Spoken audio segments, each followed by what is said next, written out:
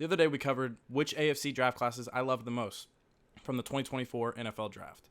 And today we're going to cover the NFC, which draft classes I love the most, and there are going to be ones that are left out. And if you have any ones that you liked and I didn't mention them, drop them down below. This is Son of a Sports, and let's get into it. Let me just start with saying these draft classes are mostly going to include teams that had a lot of picks and the ones I really love the most. So let's start with my Cowboys' worst nightmare, the Packers.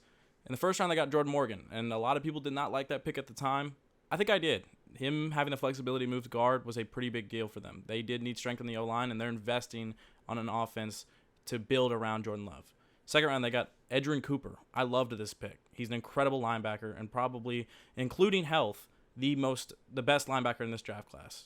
Very, very talented player who was on a very, very good defense last year at Texas A&M.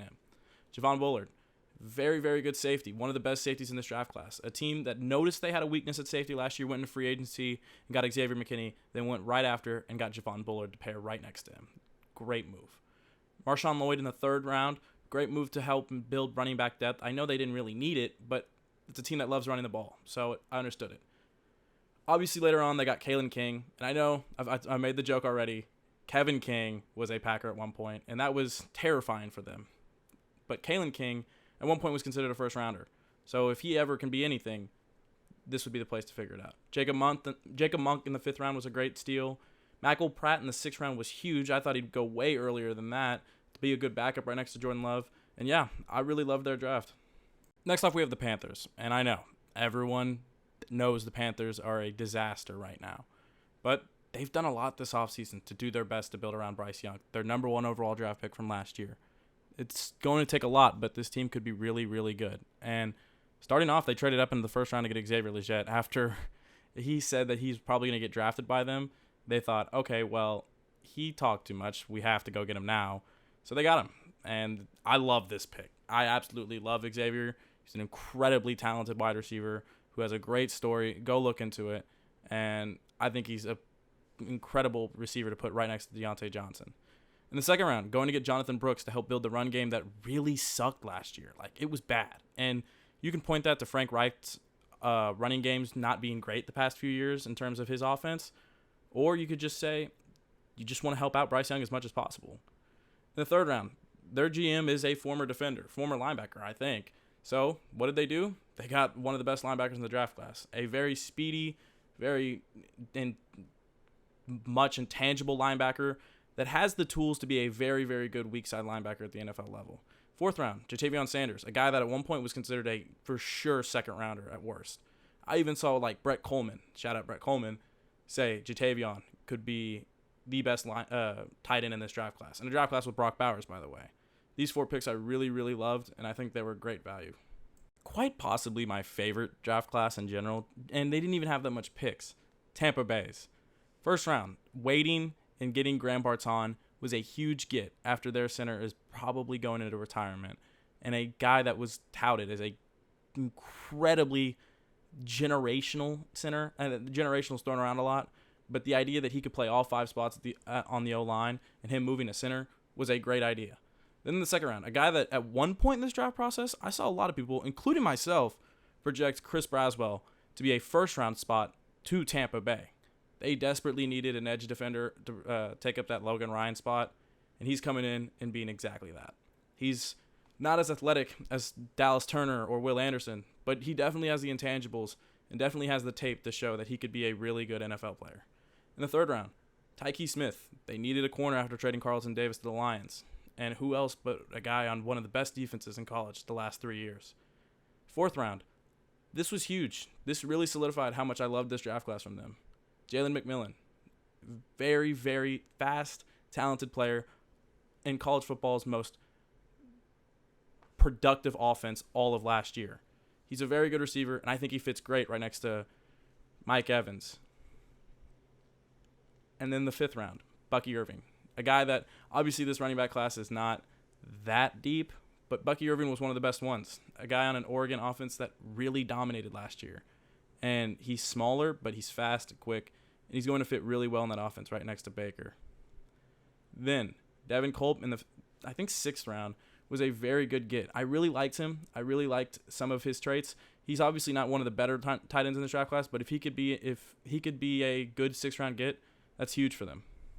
The Rams, for the first time in the Sean McVay era, ever since 2016 for the Rams, they had a first-round pick, and they went and got arguably the best edge rusher in this draft class. In my opinion, I'll say 2, because in a way, he probably has the best tools to succeed at the NFL level in terms of strength. The number one thing to eye test for, or to look at for edge defenders in college, is their strength.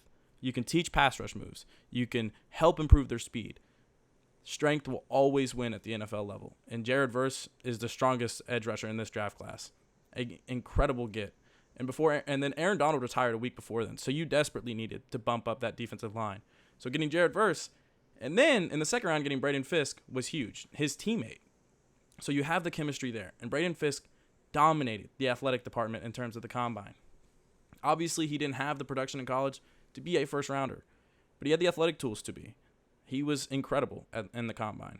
In the third round, basically getting another Kyron Williams and Blake Corum, because Blake Corum is a power back that is really, really good. Obviously, he's not a running back like years before, but he's a Sean McVay running back to the T. He fits it exactly. In the third round as well, Cameron Kitchens, who at one point was also considered a first-rounder, someone that was sort of falling in terms of he just really didn't have the production in 2023 that you really wanted, and he didn't test very well.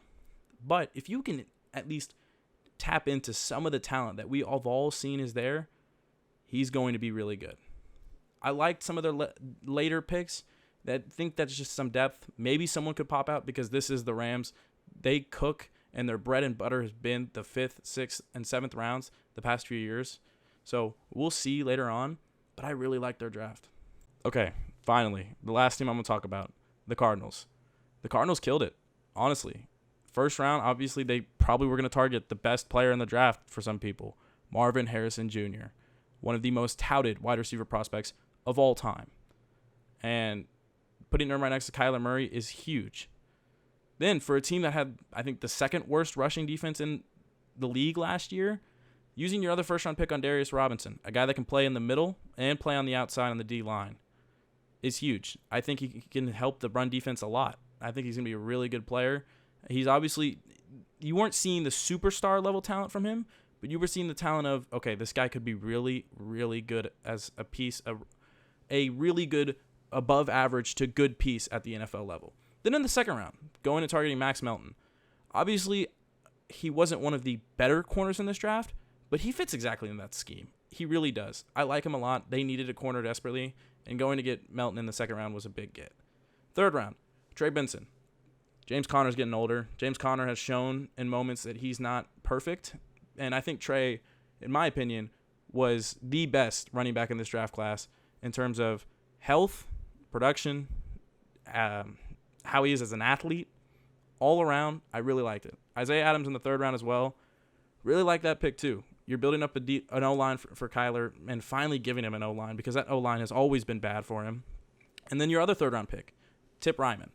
Someone who you already have a tight end in Trey McBride, but he is the exact opposite of Trey. He fits to the other type of tight end that you're going to need, the blocking and things like that. And he's really the exact opposite of McBride. He fits so well right next to him. Elijah Jones in the third round as well. Really like the corner depth and trying to get as much corners as possible on this team. Fourth round, Taylor Demerson from Texas Tech. One of the most athletic players in this draft class in general. And if you can see what he can be, that's a huge piece.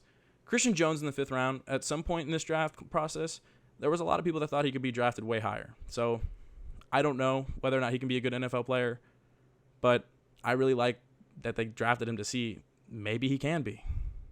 So that's the NFC. And if there's anyone I forgot, anyone I haven't talked about, drop it down below. I'd love to discuss more drafts with y'all because I really loved most of these drafts. I really loved what teams did in this draft class. I really found it hard to just criticize what teams have done in this draft. This is Son of a Sports, and I'll catch y'all next time. Thank you for watching.